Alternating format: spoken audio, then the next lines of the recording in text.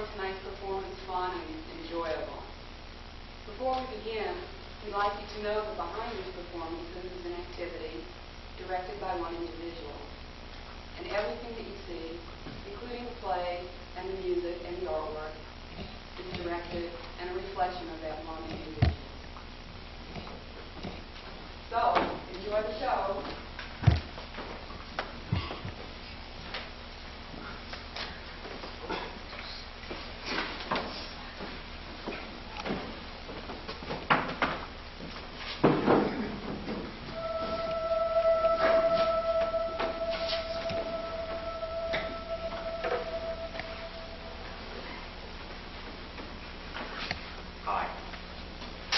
This is the inaugural presentation of Evoteck in Buckhead. And we'd just like you to know that finally Evoteck speaks for itself. Now we know that many people have been wondering and asking the question, just what is Evoteck? Well, it's possible that that question might be answered tonight. That burning question which has braised the lips of Buckhead like a hot pepper. What is it? Is it a computer store? A high-tech bakery? Maybe it's a washateria, or hey, maybe they make keys there. So, what the heck is Evoteck? Well, I can give you one little hint. Evoteck is not what. Beyond that, we're not really here to pose questions or suppose answers. We're just here. Anyway, when we originally decided to do this little show, we hadn't intended to do any kind of a long introduction or explanation of what we were doing. We were just going to be here. But something very unusual happened recently, and it sort of made this introduction not only necessary, but absolutely unavoidable. You see, when first we acquired the use of this space, we had these really grandiose plans for this blockbuster show we were going to do. It was like a 3D operatic version of a combination of Wagner's Ring of the Nibelung and Viva Las Vegas, with kind of a Herbie the Volkswagen Goes to Washington. You can get an idea from that and say, wow, yeah, that must have been really some show. High concept, that's what we call it. It was a high concept show. As a matter of fact, we had the sets just about all done. We were working on the Caesar's Palace part of it, and putting on the last of the glitter and getting the pool ready. Just working night and day trying to meet our deadline. As a matter of fact, it was magic. I mean, the air was full of Wagner and Volkswagen. It was like a poetry. And then this really unusual thing happened, this strange occurrence. And it rendered our blockbuster, grandiose 3D epic as limp and moot and pointless as overdone pasta. So anyway, kind of what happened. Well, we were working here one day, just a few of us, putting the finishing touches on Caesar's Palace, and somebody was over here in this corner painting, right over here on that wall. And all of a sudden she dropped her brush and said, wow, I just heard the strangest thing. It's like a baby crying right over here. It was like coming right out of the wall or right out of the paint. The weirdest thing. Somebody else went over and listened to it and said, that's not a baby, that's a bird. It's clearly a bird singing, chirping. And someone else listened to it and said, no, it's not a baby. It's not a bird. It's more like the sound the wind makes at night in the mountains just before it's going to rain. It's real peaceful, dramatic kind of sound. I was over yonder doing something, and I came over to listen to it, and my ear to the wall. I heard it. very distinctly.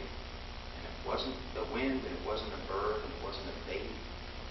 I heard quite clearly my Aunt Minnie.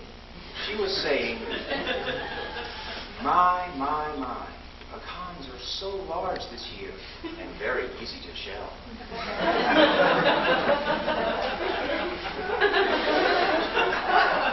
So, I mean, we're reasonable people. We figured there's two alternatives here. Either we're crazy, or this place is haunted, and we opted for the second of the two alternatives. So we decided that we better call an exorcist. But there aren't any listed in the book. So we did the next best thing. We called a plumber. And he was really good. He came right away. You know, they don't get too many calls like this, and I guess he was curious. Anyway, he came over, and he you know how plumbers do. He kind of hitched up his pants like this, tinkered on the wall a little bit, and he says, "Shoot, there's your problem right there. The dadgum voice of life itself talking to you." And we said, "What?" He said, "You know, life, the big guy, life itself. It's the voice of life itself talking right out of that wall."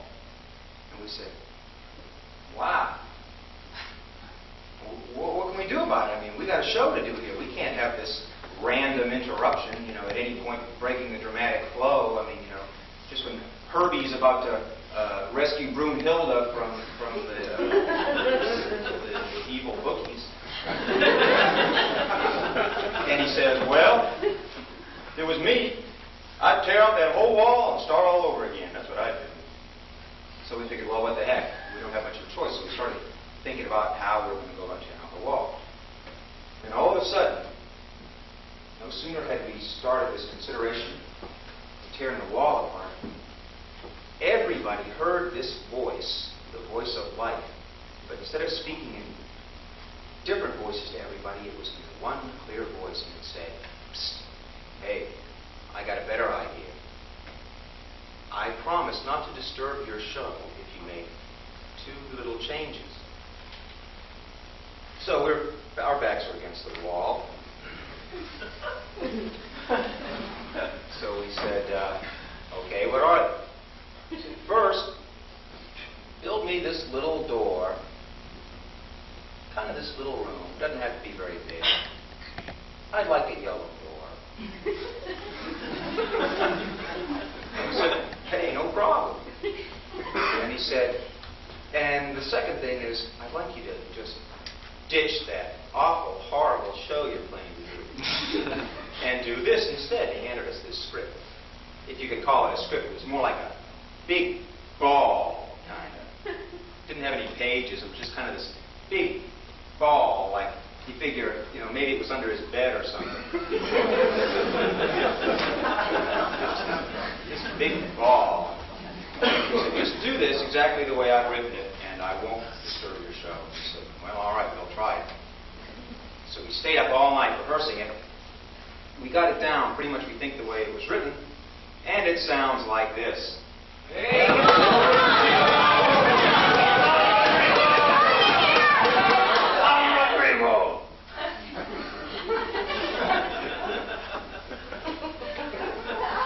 So we said, "Hey, give us a break.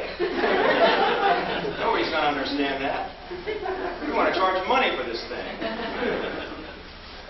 No, we can't ask people to sit still for that. It doesn't make any sense. It's just a big ball of noise. He said, "Hey, it makes perfect sense to me." So anyway, he said, "Look, I don't care. Do it at your own pace. If you want to, you can make the necessary changes to make it more palatable and accessible to those people that will be listening, including yourselves." We said, "Thank you." He said, "Go ahead." And yeah, we haven't seen him since then, I don't think.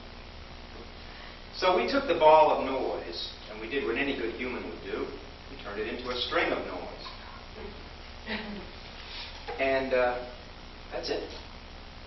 There it is, and here we are. There's one other thing, though. You might wonder, what did we learn from this little encounter with the voice of life itself? And we learned a lot of things. Chiefly among them is, don't argue with life.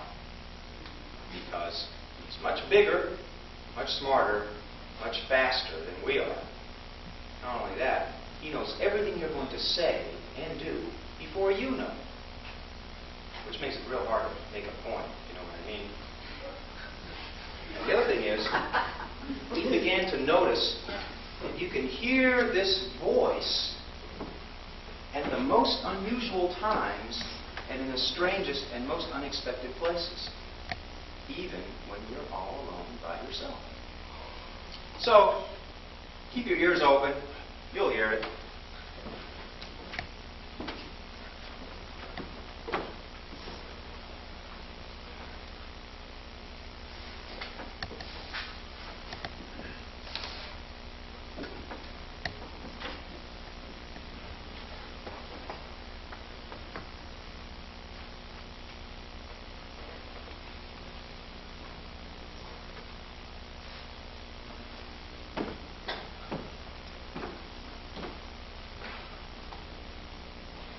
Ever since mankind raised itself up from the primordial ooze, looked around, and found himself lacking a certain something, a few intrepid men and women have crisscrossed the globe in a brave search for, oh, what the heck? You figure it out. Their names are etched in the annals of time. Their names are legion. Their names are Bob and Charlie. Two guys we call the Seekers.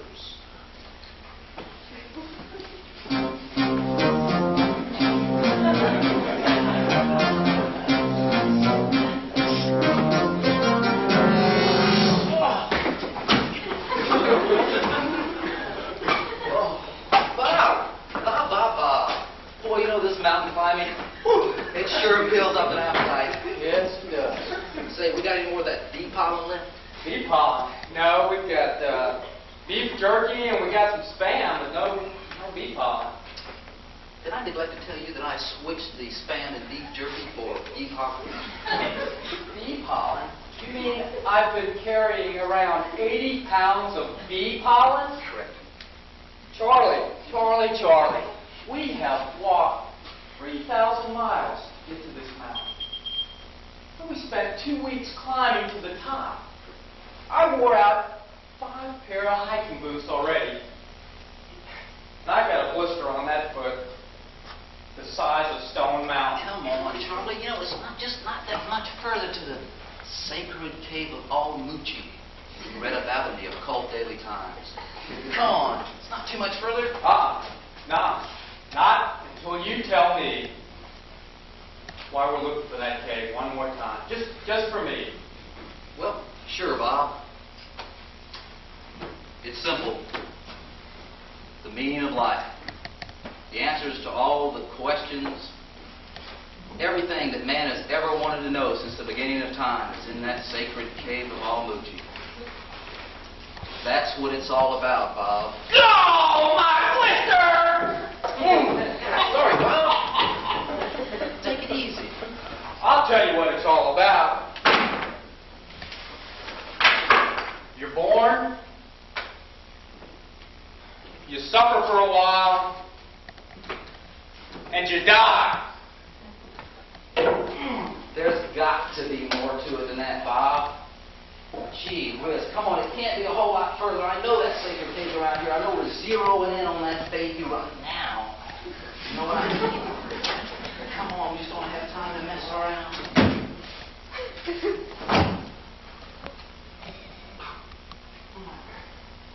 Bob! Bob, this is it, the cave. The sacred cave of Al-Muchi. Wow, look at... Ooh, look at the way the sun rays reflect off the rocks there in the cave, Bob. It forms a silhouette of the E.F. Hutton logo. Bob, are you prepared to get illuminated? You go right ahead, Charlie. I'm going to sit down right here and illuminate on my aching feet. Well, sure, Bobby. We're at the crux. I'm going in.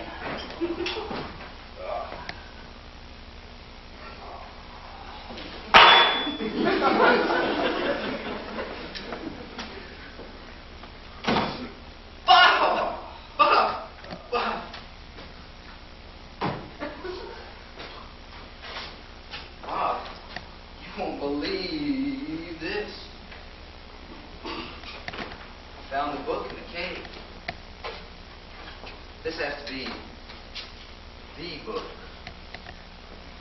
I mean, it is positively ancient. How do you know how old it is? The library card says it's 3,000 years overdue. Let me see that. Ah, that is old. Real old. Well, come on. What does it say? Just a minute, don't rush. Oh, come on, man. Whoa. You can hardly read anything in here. In Greek or something? Almost. Listen to this, Bob. Searching for the secrets of life. Wait a minute, it's not here. There's something. Searching for the secrets of life is like a man walking the ends of the earth in search of his own feet.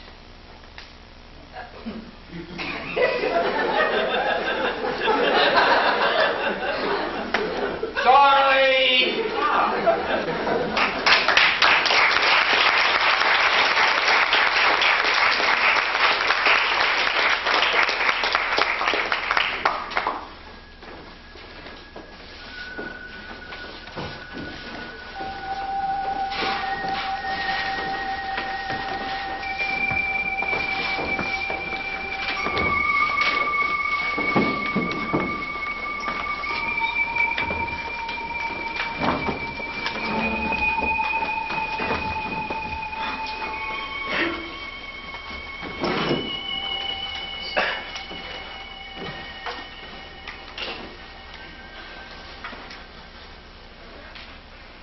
Submitted for your approval.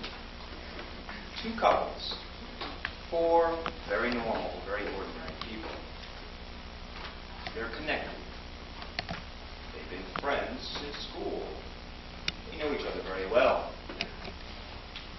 They have something else in common. They share the same time and the same space. We call that time and space the ordinary zone. Hi, David. How was your day? How was my day? How was my day? Promotion time at work, right? You remember? This morning I was telling you, I said Fred was going to get it, even though I'm next in line. Got a surprise for you. Fred got it. Boy. Last month was old Charlie skipping over my head at the corporate ladder. What a rut. Predictable. That's how my day was, Susan. Very predictable. How was your day? Well, it's business as usual around here. They called from school. Jennifer had a fever of 102. So I went to pick her up, and some neighborhood kid had tied our bumper to a fire hydrant. So anyway, then the EPA called. They said that our house is built right on top of a nuclear waste site. Can you believe that? Then I heard this terrible crunching noise downstairs. Little Pete couldn't have forced down the disposal. So I had to call the plumber. Plumber. Do you know how much plumbers cost? It is. My mother's going to come. Plumber? Because then she can take care of Jennifer during the quarantine. And I heard this rumor. The Johnsons next door have sold their house to the county, and they're going to turn it into a dump. But don't you worry about a thing. I went to the store, and they had this great sale on air freshener. While I was there, I bought some tissue. Oh, I forgot the bread. Did you go to the store and get us some bread? Come on, Susan. You do this to me every time. I come through that door after a hard day's work, I sit down, maybe open a beer, just start to relax, and then you spring it on me. These little things that you've saved up for me to do. Boy, I'm getting tired. Don't be silly. It'll only take you a minute. No, I'm really telling you, Susan, I am sick and tired of cleaning up after your loose ends. I'll put up with it at work, but I'm laying down the law here, okay? That's final. Loose ends? Yeah. You try this on for size, Buster. No bread, no dinner. And I'm going to tell you something else. If you can't take care of this simple little errand, then you can sit right there and starve to death.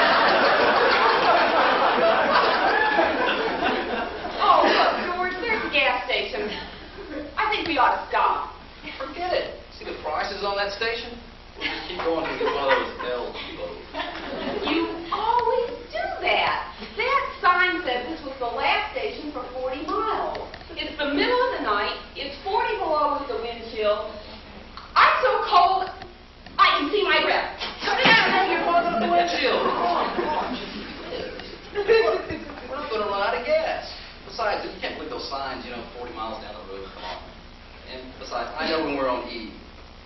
I know when we're on E, and I know when we're not on E. And we're not on E. Besides, this is the 80s, and nobody ever runs out of gas.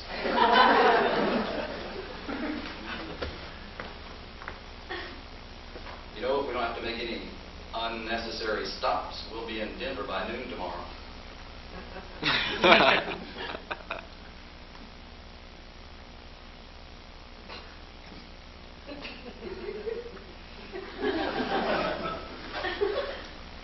Hey, I know what you're thinking. You're thinking we're going to run out of gas. No, I'm not. I'm thinking about poor David and Susan starving to death over that stupid loaf of bread. It's more like dumb David and Susan, if you ask me. You believe two supposed adults starving to death over a loaf of bread? How could anybody be so stubborn?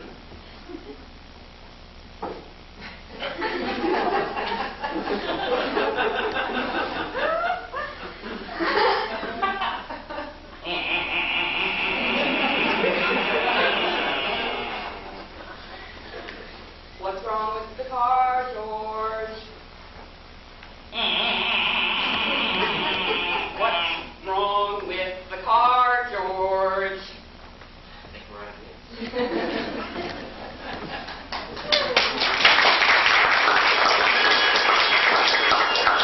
I'm cold, George. Four ordinary people acting in the life-approved manner. They had no way of knowing that the shortest distance between birth and death is a quick detour through the ordinary zone.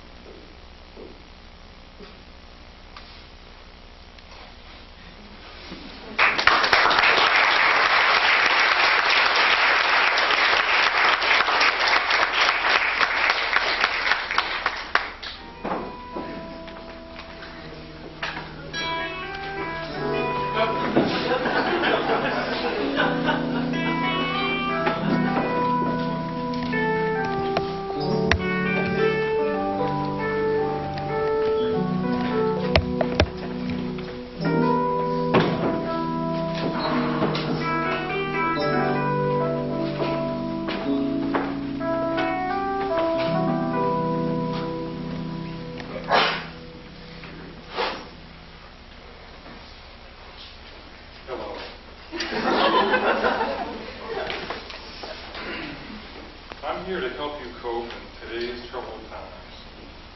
I'm offering you a chance to suffer successfully. Yes, I know you may already think you're suffering enough over your spouse, your hair color, your tired, aching feet, your job.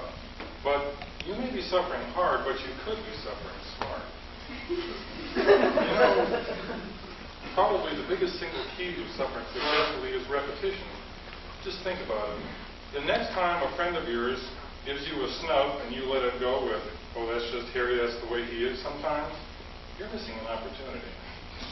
Chew on it, re-chew it, and pretty soon, voila, it's chewing on you. Well, but there are some people who say that every time you sense a suffering thought coming, you should just step aside and let it go by unnoticed. Come on, what could they be thinking of? Don't all the people you admire suffer, and don't you want to be like them? Well, you can be if you read my book, Suffering Successfully. Let me just read you a few of the encouraging chapter titles. Big Time Remorse and How You Can Break Into It. How to Stop Mood Swings and Stay Depressed. Suffering Together, Family Style. Love is a Hurting Thing. And Suffering Solo for the Lonely and Oppressed. And with this offer, you receive a free subscription to Celebrity Worry Word magazine. Every month you'll receive worrisome articles on the things that the stars suffer over. Their hair color, their jobs, their spouses, their tired aching feet. There's even a special issue for your dog. But you must order now. This offer will be discontinued in this area when all 5 billion copies have been sold. You're probably wondering about the price. No, it's not $19.95. It's modest. It's all of your energy. But don't send it to me. Spend it suffering.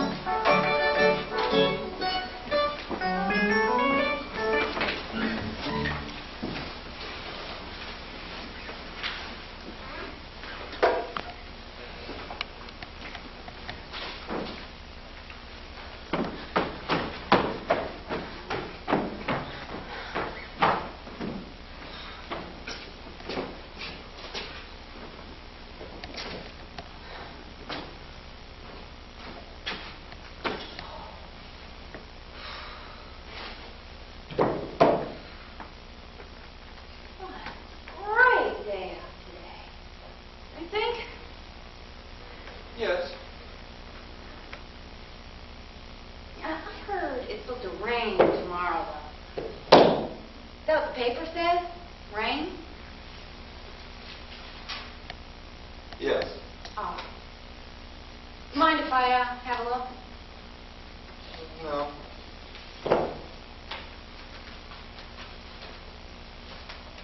Ooh. There's a computer on sale in here for even less than I got mine. What a buy. What a computer. You know, I've had mine a week now, and I've been playing on that thing nonstop the whole time. Really neat. You like playing on computers? I don't know. You mean you've never used one before? No.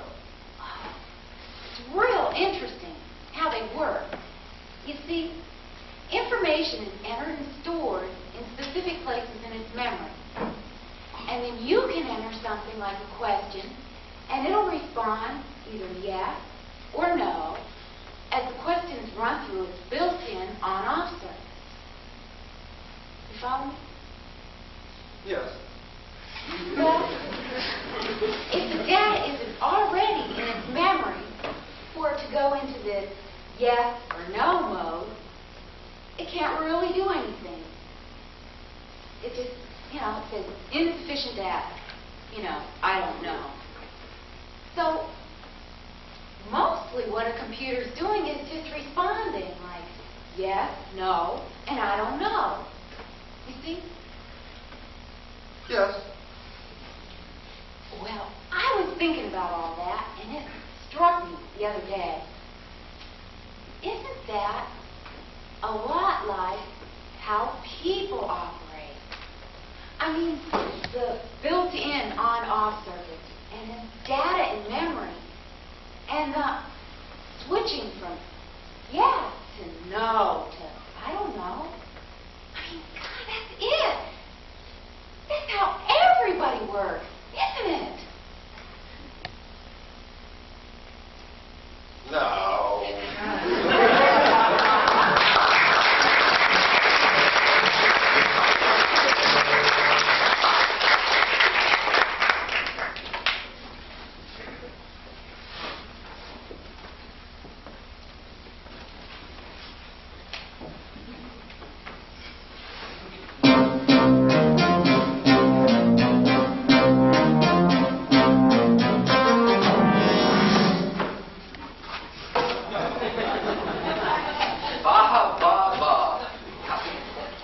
Trekking through the scorching desert can really make a man thirsty.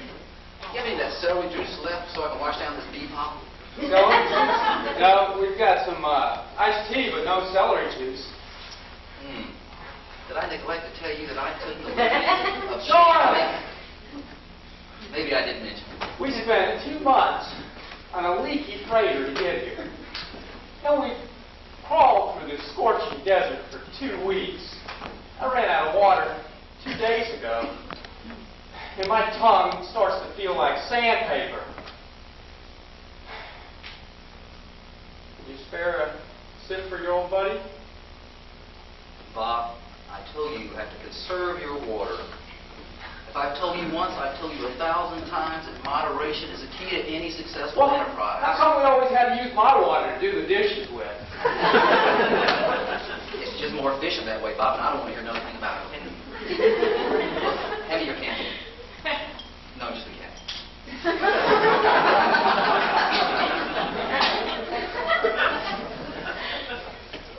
Drink that.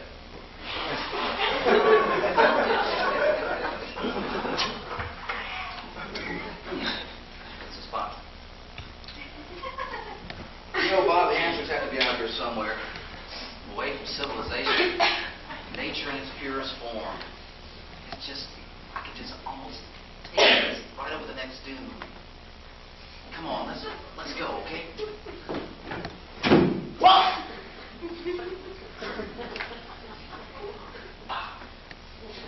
Look over there. That old geezer? Yes, that old geezer. That beautiful old geezer. That's what we've been looking for. Wow. I don't know. He doesn't look all that healthy to me.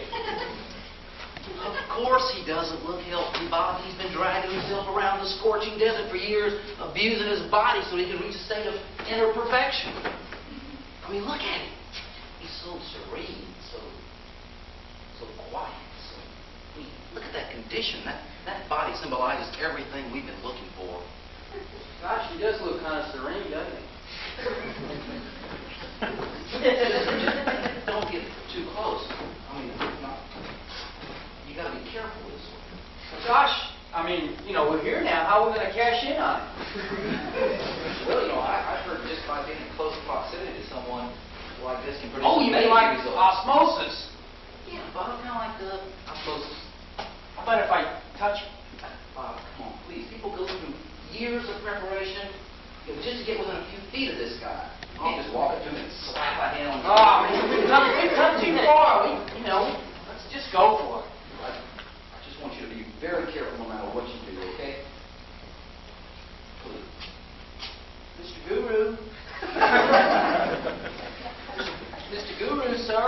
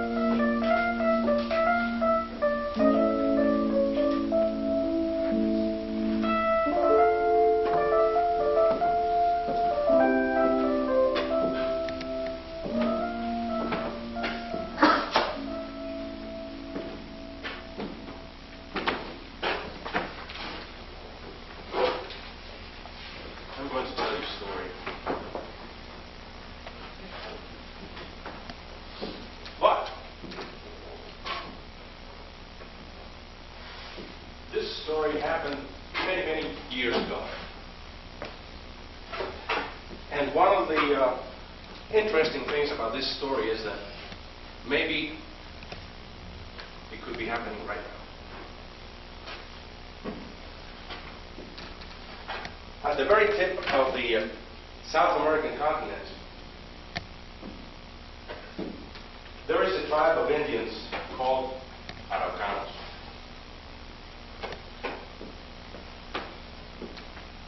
These Indians, they were different from other Indians in many respects.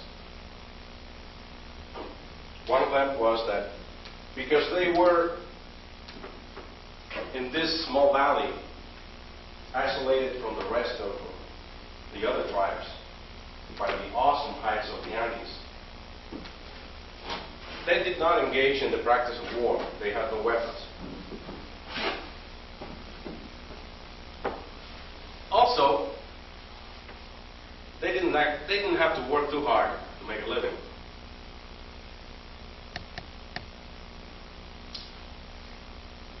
was not what really set them apart from the rest of the tribes. It was their language. And the language itself was what caused an irreversible, a tremendous clash between these Indians and the Spanish conquistadors.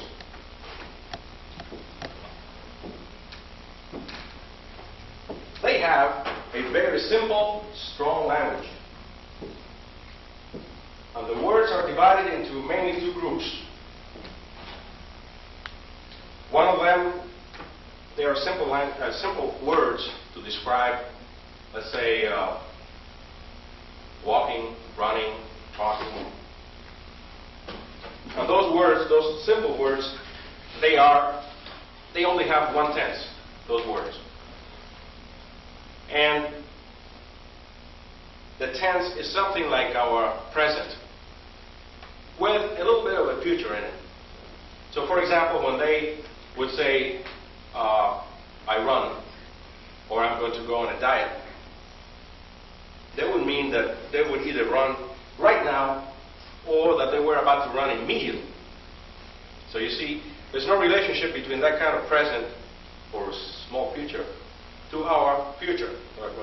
When we say, I will go on a diet, or I will run, that could mean either that we're going to do it right now, or we might do it a little bit later, or maybe we will never do it. Those words, they did not create any problems with the conquistadors. It was the other set of words. And this one, I want you to pay attention to what I'm going to say, because that's important. It's the key to the whole story. These other words, they were composed of two parts. The first part of the word would indicate approximately the subject to be discussed. And the second part of the word had a tense for which we have no equivalent. It would be something like this. For example, suppose they were trying to refer, by the way, they use these words to refer to the sun, death, love, and so on. The first part of the word, like I said, would give you an idea of the subject that they were discussing. So if they were going to refer to the sun, they would say, the first part would be something like fire. But then the second part, the one that would indicate the tense of the word, they would say, it would mean something like this. This fire has happened before, it's happening now, maybe it will happen later, but I'm powerless to tell you who is doing this, so who cares? Very complex tense. Funny things, that is true. Okay. So, one thing, they would use these words, or this particular tense, to refer to all the things I said before, but mainly they use that to refer to themselves.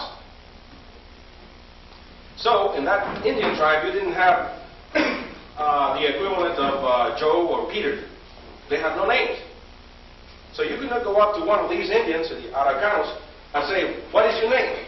The guy would say, what? In other words, he would not answer, Mamaluca Guacamole, which when you translate would be Joe or Peter. He could not say that. He had to say something like, Mila Patanuga. Now, Mila, the first part of the word, would mean the area of the valley where his living process was initiated, where it started. You know, people call that birth. Okay. And then, the second part, Patanuga, that would mean, and this me has existed before, it's existing now, maybe it will exist later, but I am powerless to tell you who the hell is doing this me, so who cares? Now, let's imagine a situation like this. So, here is the Spanish conquistador. Full armor. These guys will not take any kind of shit from anybody.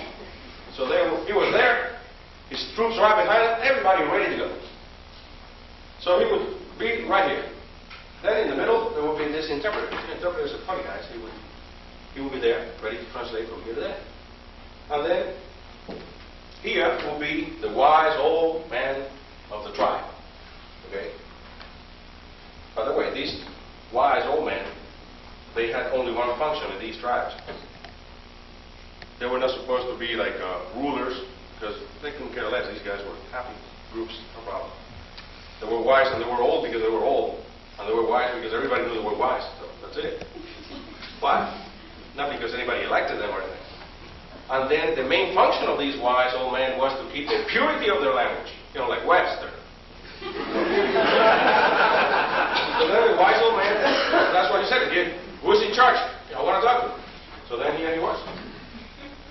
Okay. And then this other guy, the Spanish conquistador, he said, I want you to translate this carefully to this guy over here. I want you to say to him that I am Don Rodrigo Salamanca de Villanueva, Commander-in-Chief of all the Majesty's armies. And I am here representing the most powerful nation in the world. And I am Don Rodrigo the Great. Translate that for him, so that he knows who I am. So then the interpreter, he knew the language. He would go, I said,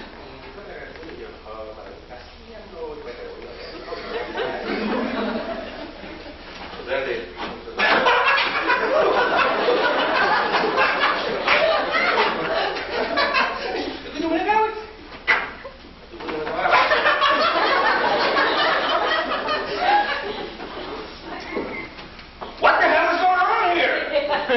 Do you translate and you tell who I am? I mean, I am Don Rodrigo the Great. I said, don't get excited. Let me explain to you. When I translated, I had to translate. Of course you had to translate. Well, look, what I did is I translated, but when I translated to the language, it came out like you were dead, frozen. And the best I could do when I keep insisting, I said, well, it's almost like this little pet goat Bambalinga. So that's why he was laughing. I was like, he could not. What? What are you talking about? I don't know what you're talking about. Well, anyway, well, tell me then who he is. Ask him who he is. Are you sure? Yeah, I want to know who the hell this guy is. I mean, he doesn't know who I am.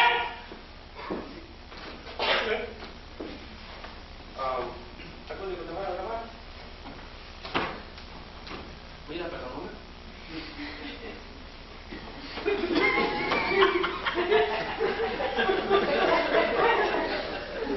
Are you ready, sir? Tell me, who's he? More powerful than I am? Who's he? He's Mila. That means that he was born behind, he was, his living process. He was born behind those rocks over there. And then that living process, that Mila, was happening since then, it's happening now, might be happening later, but he's powerless to tell you who is doing that me, so then who cares?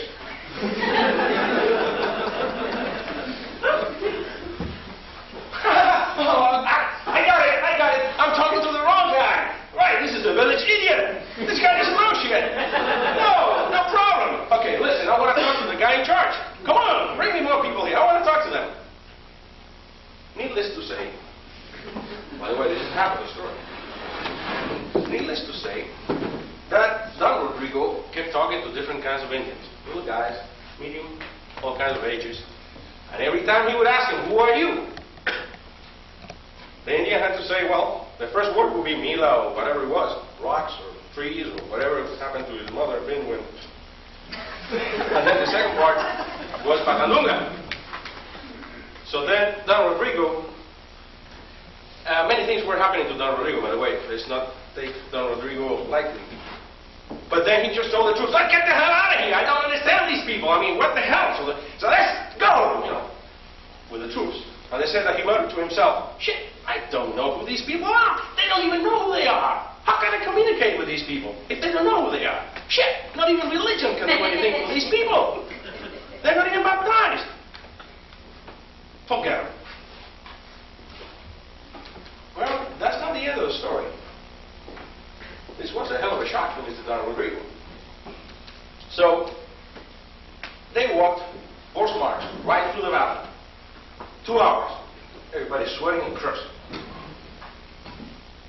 Finally, he stopped. He wanted to rest his troops and himself. So he let the troops rest over there. Then he walked away from them, to the side of a hill. He sat there, took off his helmet and his armor, sprawled on the ground. He could see the boundless new ocean, Pacific, at his feet, and the sun was setting. His feet were aching, and however, the forced march had created some kind of inner pulsating rhythm. And he felt kind of a lightness. A couple of butterflies. Many birds just flying. A lot of stars were showing up.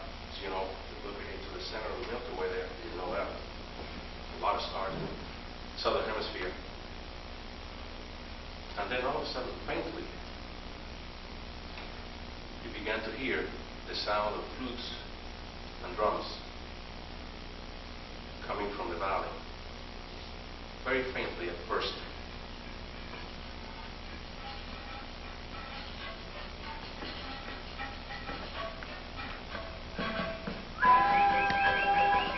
It was all accompanied by joyful chant, dancing. Don Rodrigo. He thought of the Indians, he thought of everything that had happened to them. They claimed. All of a sudden, he jumped to his feet and he said, "They were right! I am not Don Rodrigo! I am Spain Patatuca!" Oh, hell, laughing like a madman.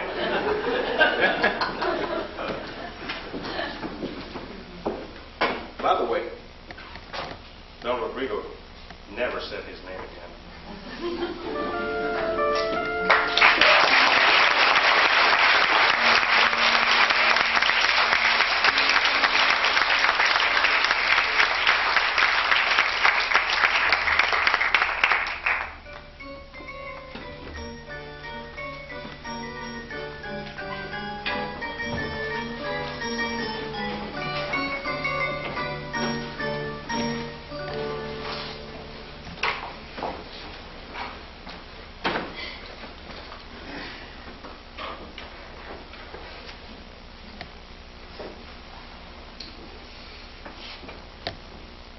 How you doing?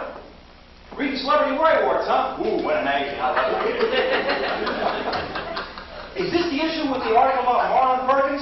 What a guy. Love his show, don't you? Saw it last night. Did you see it? Couldn't believe it. They had this little animal on the island. Well, something, South America, someplace like that where nobody ever goes anymore. You know what I mean? A little tiny thing nobody's ever seen.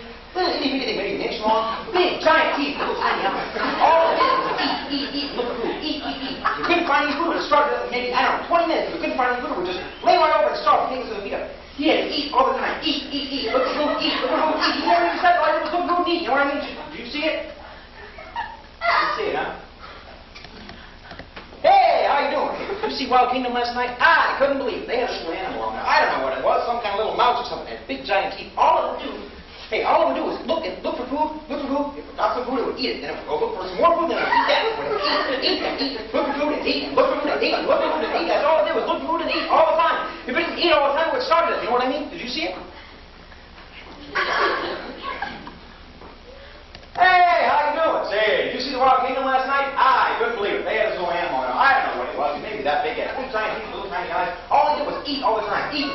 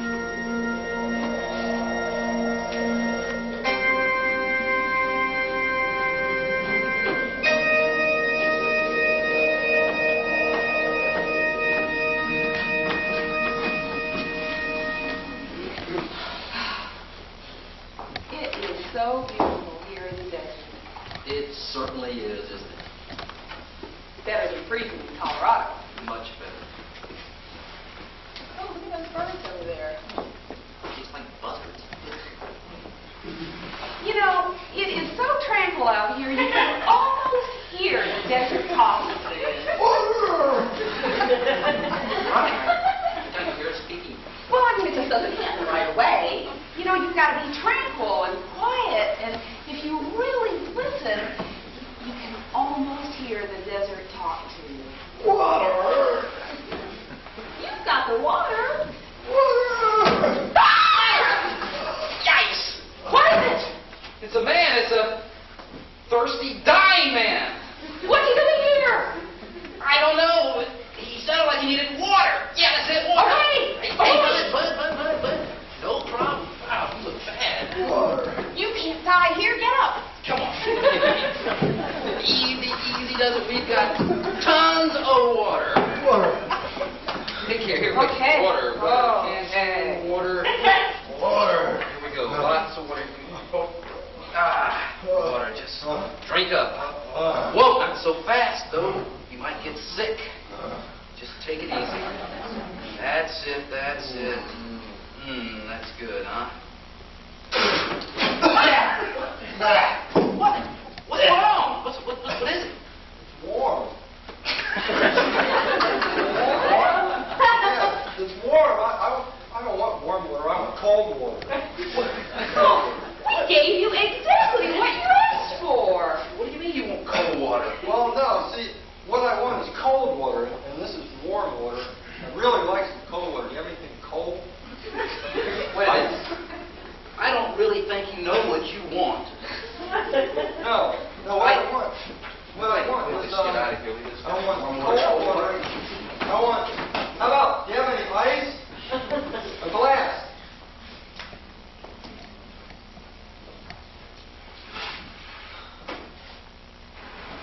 Ice water. No. Iced tea.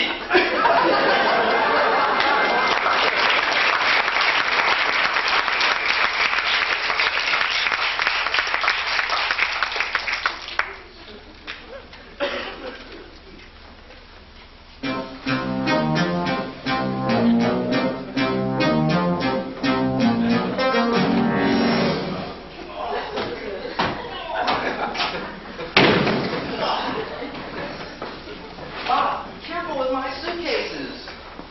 They're in these things. They're heavy as lead. Bee pollen. Real quality. Very dense. I mean, I've been carrying around 2 suitcases full of bee pollen. What I'd give for an Egg McMuffin right now. Come on, Bob. Just calm down. Grab a seat here. Here, sit down. Sit down and take 5 smoking if you got. Boy, you know, it sure is good to be back home, Bob.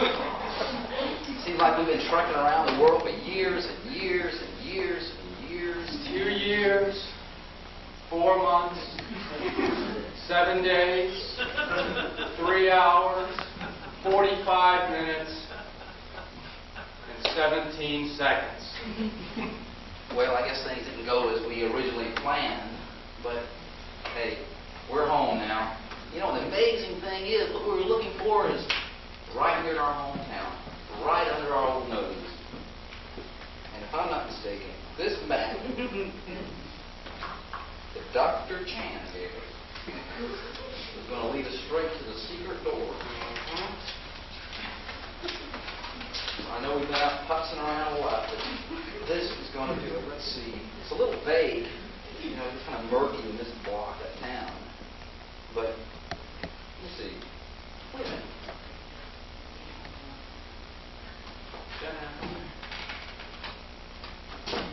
Bob, if I'm not mistaken, that is the secret door. Really? Let's go. Come on. Hold it. Hold it. I have followed you halfway around the world. Frostbitten. Dehydrated in the desert. One wild goose chase after another. I may be dumb, but I'm not stupid. This time, I'm going to handle it. For a change, it's going to be me who runs through the old flagpole and see anybody salutes it. I'm going to be the captain of my own fate. The ball's in my court now. I'm going to take the bull by the horns. Which door was it? That one.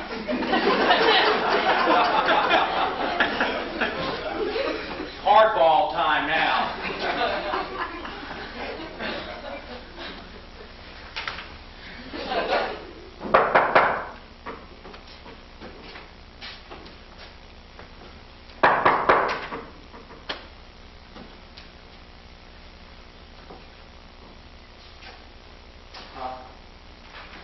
this the secret door? Is this the secret door where you're allowed only one question about all there is to know? Yes.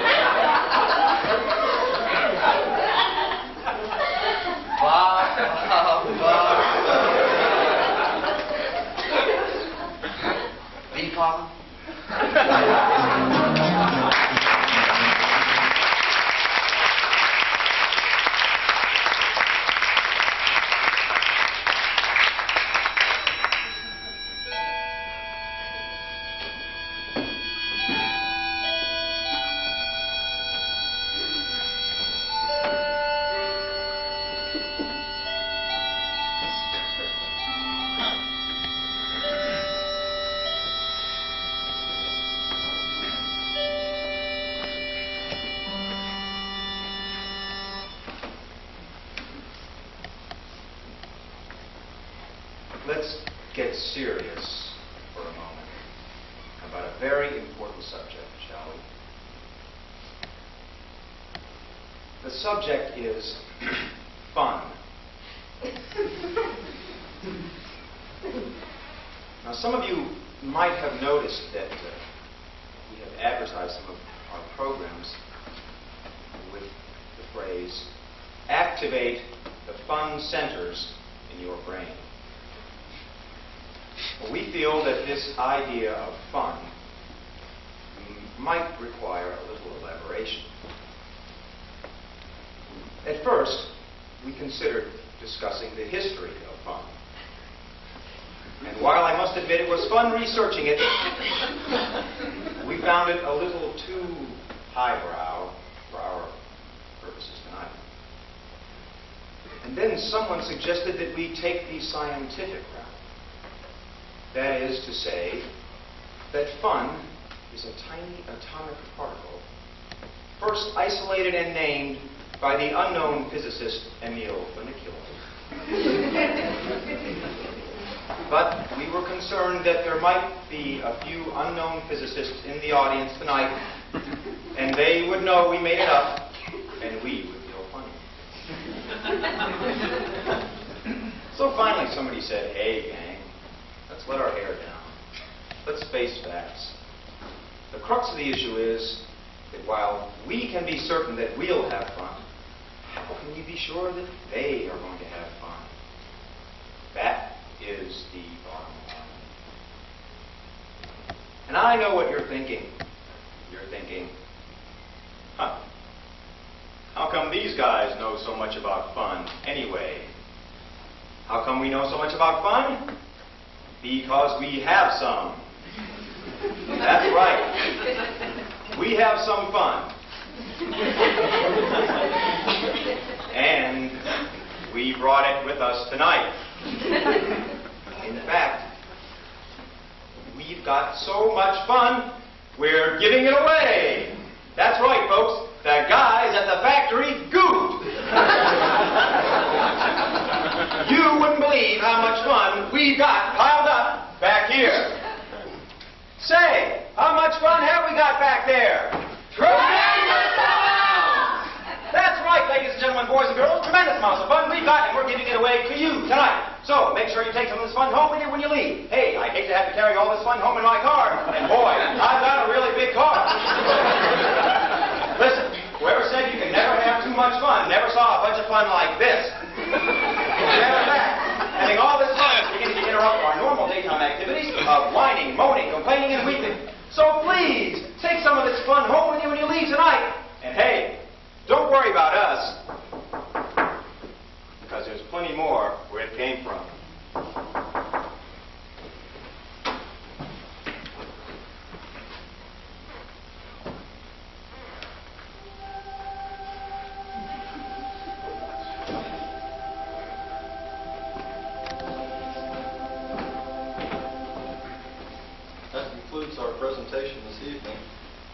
shows every Wednesday and Saturday with a new show every week. Again, we'd like to remind you that these presentations are a reflection of an activity behind them, and that this activity is directed by one person. For those people who are further interested, there are books downstairs in the lobby for sale. Good night.